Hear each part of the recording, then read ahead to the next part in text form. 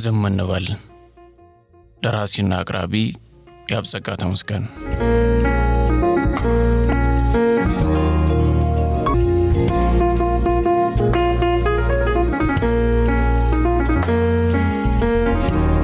ዝምታን የመሰለ ጠሊቅና ረቂቅ ነገር የለም። ዝም ማለት ወይም ዝምተኝነትን መታደል አሊያም መምረጥ ብቻ ሳይሆን ዝም ያለ ቦታ ላይ ማሳለፍ አቅም፣ ጸጥታን የማድመጥ ጽናትን መጎናጸፍ እንዲሁ በአዘቦት ልማድ የሚከወን ሳይሆን ከጀብድ የሚመደብ ነው።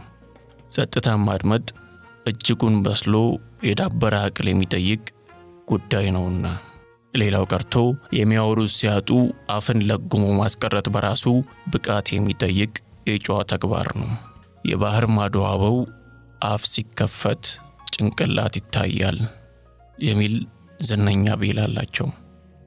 በእርግጥ ዝናውን ያናሩት ኢሳቸውን ከመዋጥ ይልቅ ጌጥ ማድረግን የመረጡ የተገኘውን ሁሉ ከመለፈፍ ማይቦዝኑ አፈኞች ቢሆኑም ብሂሉ ትልቅ አቅን ያዘለ ነውና በዚያ እንወቅሳቸውም።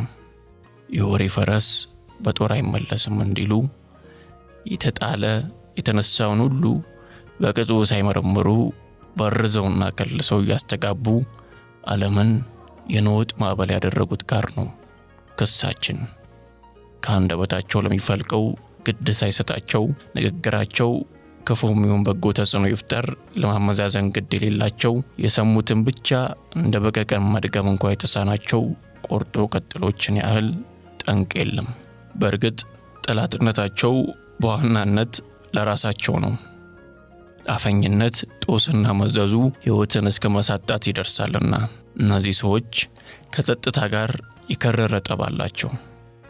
ጭር ሲል አይወዱም። ህልውናው እንደተነጠቀ ከልብ ይከፋቸዋል። ውካታን እንደ ዋላ አገልገል ይጠማሉ። ቀሉ የሚሉት ምንም ነገር ባይኖርም እንኳ ሲዳምን የማይወዱ አፋቸው ወሬ ያዘንባል። የባጢ ቆጡን እየቀባጠሩ ሱሳቸውን ያበርዳሉ። ያልተጻፈ አንብበው ትርምስ በማስነሳት የሚደርስባቸው የለም። የምላሳቸው መርገብገብ ከልብ ትርታቸው ይቀድማል። እንደ ፏፏቴ ያለማቋረጥ መፍሰስና መጮህን እንጂ ለማድመጥ የሚያውሏትን ጊዜ አልታደሉም። የተበጣ ጆንያ ይመስል ለጓሚ እስኪያገኙ ድረስ ያላቸውን ሁሉ ይዘራሉ። በሳል ሆነው ወይም ጠለቅ ያለ እውቀት ኖሯቸው ቢሆን ለሰሚው መታደል ነውና ጆሮ ተሰጥቷቸው ቢዋል ባልከፋ ነበር። ገና ብዙዎቹ አፈቅዶች ግልብ ናቸው። ዲስኩራቸው ሚዛን የማይደፋ ወጋቸው ከልቦና ጠብ የማይል ነገራቸው ሁሉ ተካልበው እንደካቡት እፍ ቢሉት ወዲያው የሚፈርስ ቀትረ ቀላል። ከአንደበታቸው ከቧልትና አንቶ ፈንቶ ሻል ያለ ነገር ማድመጥ ዘበት ነው። በስራም ሰነፍ ናቸው። የሚሰራውን ባለፈ ባቀደመ ቁጥር ዛሬ የለበሰ ትላንት ከገሌ ጋር በዚያ ያለፈ ሀብቱ በስራው ብቻ የመጣ አይደለም ገሌን ፊት ነሳው ወዘተ ወዘተ እያሉ ያለ ስም ያወጡ በሐሜት ቢላ የሰውን ስጋ ሲዘለዝሉ ይውላሉ እንጂ በስራቸው ላይ ተሰማርተው ደፋ ቀና ሲሉ አይስተዋሉም። ከወሬያቸው አመዛኙ ከቢጤያቸው የሰበሰቡት እዚህ ግባ የማይባል አሉባልታ በመሆኑ ክብረ ቢስነትን በሂደት ይጎናጸፋሉ። የሚንቃቸው ይበዛል። ወሬ ለመቃረምም ሆነ አውርቶ ሱሳቸውን ለመወጣት ሰው ከማልፋት ከመለማመድ ስለማይቆጠቡ ክብራቸውን በገዛ እጃቸው ያጡታል። ዝም ያለን ውሃ ፍራ ብለው ሰዎች እንደሚተርቱት ከውሃ የተሻለ ሞገስን እንኳ በገጻቸው ላይ አልተጻፈም። እንደ ባዶ በርሜል ከልክ በላይ ስለሚጮሁ ትንሽ ትልቁ እኩል ያዋርዳቸዋል። ለአህያ ማራይ ጥማትም እንደሚባለው ዝምታ ትጎመዘዛቸዋለች እንጂ ጸጋና ገጸ በረከቷ ይደርሳቸው ዘንድ አልታደሉም። በዝምታ ዙሪያ የሀገሬ ሰው ያለው ምልከታ ግራ የሚያጋባና ቁርጡ ያልታወቀ ይመስላል። ዝም ባለ አፍ ዝንብ አይገባም ይልና ወዲህ ደግሞ ካለመናገር ደጃዝማችነት ይቀራል ብሎ ያርፈዋል። በእርግጥ ከልክ ያለፈ ተገቢ ያልሆነ ዝምታም ተገቢ አይደለም። አፍንጫችን ስር ያየነው የሚያመልጠው ብዙ ነውና በመሰረቱ ዝምታ ሲባል ማናገርን እርም ብሎ መለጎም ሳይሆን ጊዜና ቦታን መርጦ ሁኔታውን አጢኖ የሚመጥንና ከጉዳዩ ጋር የተያያዘ አስፈላጊውን ብቻ ለመናገር መፍቀድንም ይጨምራል። ራስን የሚጎዳ ዝምታ ጉዳቱ ጥልቅ ነው። በሽታውን የደበቀ መድኃኒት አይገኝለትም እንደሚባለው የሚያብሰለስለን ነፍሳችንን ቀስፎ የሚይዘውን ጭንቅ ሁሉ በሆድ ይዞ ለብቻ ከመማቀቅ ለሚያምኑበት ወዳጅ ማዋየት በራሱ ህመም የሚያቀል ፈውስ ነው።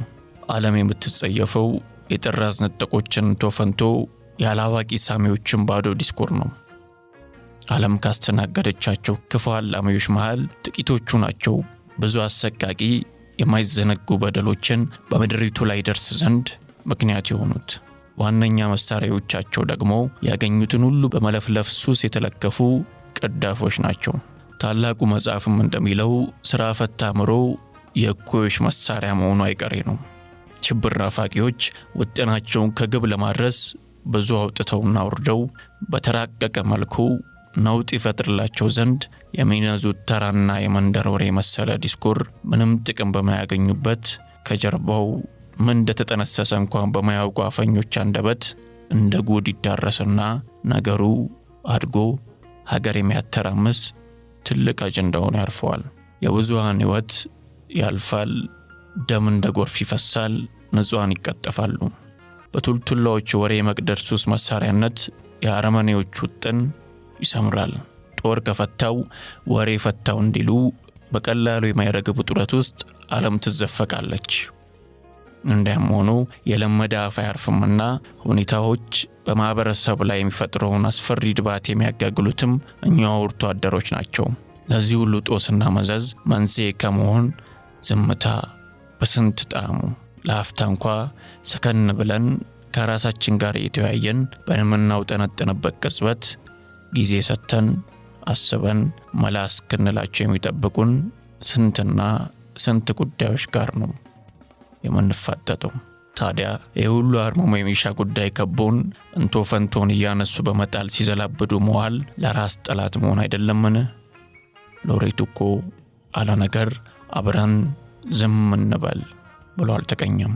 ከሰው መንጋ ተገንጥለን ከኳኳታና ጫጫታው ስንገለል ነው አእምሮአችን ሊያወጋን የሚፈልገውን ሹክ የሚለን። ሰከን ብለን ከራስ የምንመካከርበትን ቅጽበት ለሁላችን እንዲያድለን ከአፈኞች እንዲሰውረን የተመኘው በዚሁ ተሰናበቱ።